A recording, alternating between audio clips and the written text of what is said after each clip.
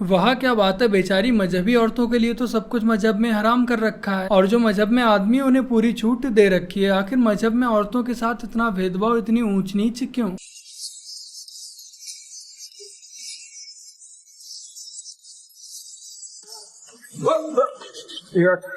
राम राम विस्तारा ने श्री राम जानकी तो नहीं होता है। हमारे यहाँ ऐसा ही होता है। तो राम राम मेरे प्यारे भाई बहनों, क्या हाल चाल। मैं एक बार फिर से आप सबका स्वागत है अपने चैनल द पेट्रियट ऑफिशियल में और मैं आपका भाई दुर्गेश लेकर आ चुका हूँ एक और नई वीडियो। फरवरी में भाई बहन, मार्च में पति पत्नी और सितंबर में माँ बाप। क्या बात क्या बात क्या बात, आप समझ गए होंगे किसकी है बात। दरअसल स्वरा भास्कर माँ बन गई हैं और उनके पति जो हैं वो बाप बन गए हैं। सोशल मीडिया पर ट्रेंड कर रहे हैं और कुछ लोग जो हैं वो भक्तों पर, अंधभक्तों पर तंज कस रहे हैं और ये कह रहे हैं कि अब्दुल जो है वो पंचर नहीं बनाता, अंधभक्तों को जीजा भी बनाता है। तो उन लोगों को एक छोटा सा मेरा जवाब है कि स्वरा भास्कर अंधभक्तों की दीदी नहीं थी बल्कि जिहादियों की दीदी थी और अब उन्हीं की भाभी भी बन गई हैं। तो पहले दीदी और अब भाभी। तो दूसरों को ट्रोल करने से पहले खुद के गिरेबान में झांको। और स्वरा भास्कर जो थी वो जिहादियों को ही सपोर्ट कर रही थी, उन्हीं की बड़की दीदी बनकर घूम रही थी, वो अंधभक्तों की दीदी नहीं थी। तो जीजा जो हुए हैं वो अब्दुल के ही हैं, तो वही भैया और वही जीजा हैं। तो अब आशा करता हूँ कि सारे मजहबी व सेकुलर लोगों की गलतफहमियां दूर हो गई होंगी स्वरा भास्कर को लेकर, बल्कि आप लोगों ने तो अपनी ही एक बहन के साथ मजहब की खूबसूरती और अच्छे से दिखा दी। मैं राहुल गांधी को देखने आया हूँ। हाँ, मैं भी कांग्रेस का नेता हूँ। नेता हो और क्या करते हो? और क्या, इनको इस साल लाना है मार्केट में, इसी साल आएगा। इस साल तो विधानसभा का होगा ना? हाँ। नेता हो यार गुरु। हाँ तो पता होना चाहिए चुनाव कब है ना? हाँ पता है, तभी तो आया हूँ जी। हाँ। कितनी सीट है बिलासपुर में? बिलासपुर में बहुत सीट है। बहुत माने कितनी? अब पूरा छत्तीसगढ़ में पूरा आएगा पूरा इस साल। फिर सल्लू भाई, बिलासपुर में कितनी विधानसभा सीट है? विधानसभा लगभग 70-80 है। 70-80 तो 90 तो है आपके 90 पूरे राज्य में। हाँ 90 है। वो भी आप गलत बता रहे हैं। हाँ हाँ, लेकिन ये बताइए कि बिलासपुर में कितना 90 सीट। राहुल गांधी के पास काम करने वाले आदमी सही साथ मिलते नहीं। खत्म। भाई की बात तो सही है कि राहुल गांधी को काम करने वाले सही लोग नहीं मिले, बट मुझे लगता है कि अब राहुल गांधी का 100% मैच भाई के साथ हो जाएगा। सवाल यह है कि शिवराज सिंह चौहान, नरोत्तम मिश्रा वहां के गृह मंत्री चुप क्यों हैं? इतने दिन बाद भी 5 दिन बीत गए, आज भी उस बच्ची की टोह लेने भाजपा का एक नेता नहीं गया है। और प्रियंका गांधी वाड्रा जो कि यूपी की जनरल सेक्रेटरी थी पहले, उन पर कहा है कि जो लड़की हूँ लड़ सकती हूँ की बात करती हैं, क्या वो राजस्थान जाएंगी? बलात्कार जैसे मुद्दे पर तू मैं में पढ़ना चाहती हूँ, लेकिन कौन कहां जाएगा से ज्यादा बढ़कर शायद ये सुनिश्चित करना होना चाहिए कि न्याय हो रहा है कि नहीं, अपराधियों को सजा मिल रही है कि नहीं, चीफ मिनिस्टर संज्ञान ले रहे हैं कि नहीं। ये थी कांग्रेस की प्रवक्ता, बेचारी बेवजह ही पे करती रहती है। और मैं आपको बता दूं कि ये किस बच्ची की बात कर रही थी। अभी उज्जैन से दिल दहला देने वाली एक वीडियो निकलकर सामने आई जिसमें देखा जा रहा है कि एक छोटी सी बच्ची सड़कों पर घूम रही है, वो भी निर्वस्त्र, और लोगों से अपनी जान बचाने के लिए भीख मांग रही है। उस बच्ची के साथ रेप हुआ था और वो सड़कों पर ऐसे ही निर्वस्त्र घूम रही थी। किसी ने भी उस बच्ची की मदद नहीं की, बेचारी बच्ची मदद मांगती रही और लोग वहाँ पर खड़े होकर बस तमाशा देखते रहे। किसी को भी इतनी लज्जा व शर्म नहीं आई कि उस बच्ची को तन ढकने के लिए एक वस्त्र ही दे दें। ऐसे ही भटकते भटकते फिर वो बच्ची आश्रम में पहुंचती है, जहां आश्रम के पुजारी उस बच्ची को तन ढकने के लिए वस्त्र देते हैं व उसका उपचार कराने के लिए उसे हॉस्पिटल ले जाते हैं। 2 दिन पहले क्या घटना हुई थी? लड़की को किस तरह से आपने देखा था यहाँ पे? मेरा आश्रम से बाहर जाना का था जी। जैसे ही मैं अपने गेट पर पहुंचा, मुझसे गेट से 10 से 20 फीट दूरी पर वह बालिका बंडेगढ़ क्षेत्र की ओर से आ रही थी। जैसे ही मेरा जाना हुआ, शरीर पर ऊपरी वस्त्र था, नीचे कोई वस्त्र नहीं था। मैंने अपना ऊपरी वस्त्र उतार कर उसे दिया ताकि उसने अपना शरीर ढका। शरीर उसका पूरा ब्लीडिंग हो रहा था, मुंह से कुछ बोल नहीं पा रही थी, आंखें पूरी स्वेलिंग से भरी हुई थी। जैसे ही मैंने देखा, मेरा मन वहाँ से आगे जाने का हुआ नहीं।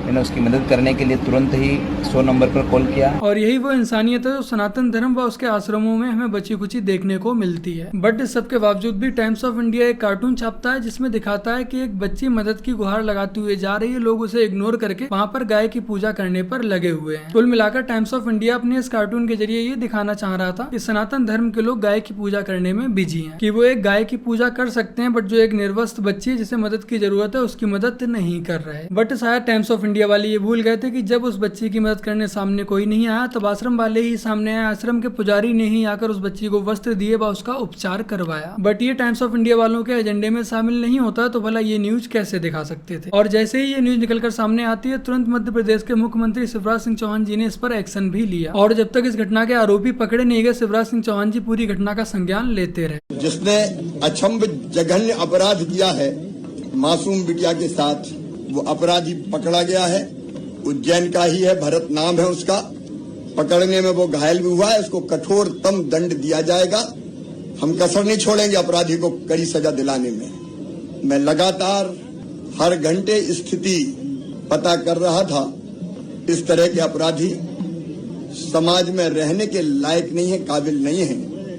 उसने मध्य प्रदेश की आत्मा को घायल किया। बेटी मध्य प्रदेश की बेटी है, उसकी हर तरह से हम चिंता करेंगे, लेकिन ऐसे अपराधी को कठोरतम दंड मिले, इसमें कोई कसर नहीं रहेगी। वो मेरी बेटी है, मध्य प्रदेश की बेटी है, मैं चिंता करूंगा। बात ऐसी है कि कुछ समय बाद ही मध्य प्रदेश में चुनाव होने वाले हैं तो कांग्रेस पार्टी व कमलनाथ बेचारे पूरी कोशिश कर रहे हैं कि कैसे भी करके किसी भी घटना पर शिवराज सिंह चौहान जी को घेरा जा सके। बट कांग्रेसियों के लिए अफसोस की बात यह है कि जैसे ही मध्य प्रदेश में कोई भी घटना निकलकर सामने आती है बेचारे कांग्रेसी रोना धोना स्टार्ट कर पाते हैं, मामा जी को घेरना स्टार्ट करते हैं। बट तब तक पता लगता है घटना के जो आरोपी है वो पकड़े जा चुके हैं और जेल में बैठे हैं। बेचारे कांग्रेसी सही से इस समय हाय तौबा भी नहीं कर पा रहे। अभी आपको याद ही होगा कुछ दिनों पहले की ही घटना है कि कुछ मजहबी लोगों ने महाकाल की सवारी के ऊपर थूका था और उन पर मामा जी ने तुरंत एक्शन लिया व उनके घरों पर बुलडोजर भी चलाया था। कितनी बड़ी घटना होती है, महाकाल की सवारी पर थूका जाता है बट इसके बाद भी कमलनाथ का कोई बयान नहीं आता। क्यों नहीं आता है? क्योंकि जो महाकाल की सवारी पर थूकने वाले थे वो मजहब विशेष से आते हैं और अगर कमलनाथ इस पर कोई बयान दे देंगे, आपत्ति जाहिर कर देंगे तो उनका जो वोट बैंक है वो बेचारा नाराज हो जाएगा। वैसे तो कमलनाथ जी चुनाव के समय पंडित पुजारी भक्त बने फिरते हैं बट जब महाकाल की सवारी पर थूका गया तब इन्होंने कोई आपत्ति जाहिर नहीं की। मध्य प्रदेश की ही एक न्यूज आप लोगों को और याद होगी। गंगा जमुना हायर सेकेंडरी नाम के एक स्कूल ने कुछ छात्राओं के पोस्टर लगाए और उस स्कूल ने दिखाया कि हमारे स्कूल की छात्राएं काफी अच्छे नंबर लेकर आई हैं। बट उस पोस्टर में जो हिंदू लड़कियां भी थी उन्होंने भी बुर्का पहन रखा था। तो शिवराज सिंह चौहान जी की सरकार ने उस स्कूल पर भी एक्शन लिया और जब बुलडोजर चलने की बारी आई तब बेचारे कमलनाथ जी की भावनाएं आहत हो गई। तब कमलनाथ जी व इनकी पार्टी के लोग उस स्कूल के सपोर्ट में उतर आए जिसने हिंदू बालिकाओं को भी बुर्का पहनाकर फोटो में दिखाया था। और जब शिवराज सिंह चौहान जी लफ्जियात के विरोध में कानून लेकर आते हैं तब कमलनाथ जी को लफ्जियात विरोधी कानून से काफी दिक्कत होती है और उस कानून का काफी विरोध करते हैं। जब लफ्जियात के विरोध में कानून आता है तब कमलनाथ जी को ऐसा लगता है कि इससे तो उनका वोट बैंक फैल नहीं पाएगा, सिमट कर रह जाएगा। खैर बेचारे चुनावी हिंदू कितना भी हिंदू बन ले, अब सोशल मीडिया के जमाने में सच बाहर आ ही जाता है। एवं ऐसे लोगों से हम और आप व मध्य प्रदेश की जनता क्या ही उम्मीद कर सकती है जो अपने ही देश के खुफिया परमाणु परीक्षण के डॉक्यूमेंट्स अमेरिकी डिप्लोमेट्स को दे आते हो। ये कांग्रेसी हमेशा दूसरों पर आरोप लगाते रहते हैं बट जब बात इनकी खुद की आती है तो इन्हें सांप सूंघ जाता है। तो कृपया करके चुनावी हिंदुओं के बहकावे में ना आए और अपना कीमती वोट सोच समझ कर ही दें। केजरीवाल जी के 7 वचन, पहला वचन हम आंदोलन के सिपाही है, राजनीतिक में नहीं जाएंगे, आज के सीएम बन के बैठे पड़े हैं। दूसरा, अन्ना हमारे गुरु है, वो जो कहेंगे हम वही करेंगे, सुनते ही नहीं है। तीसरा, सोनिया लालू कपिल सिब्बल शरद पवार भ्रष्ट है, आज उन्हीं के साथ मिलके चल रहे हैं, हाथ मिला के इंडिया। चौथी, हम सत्ता में आए तो सबसे पहला जन लोकपाल पास करेंगे, आज तक तो नहीं हुआ। आम आदमी है, गाड़ी बंगला और सुरक्षा नहीं लेंगे। 44 करोड़ 77 लाख कहां पर है भाई? कहाँ है 44 करोड़ 77 लाख? जब तुम्हें इतना देश बिच रहा है तो 44 करोड़ 77 लाख पब्लिकों में बांट देते, तो किसी को दान में दे देते, मंदिर की चैरिटी में दे देते। मंदिर छोड़ो, मैं तो अगर मस्जिद की चैरिटी में दे देते। क्या है, 5 साल का सीएम है वो, फिर कभी हटेगा, दूसरा राज करेगा।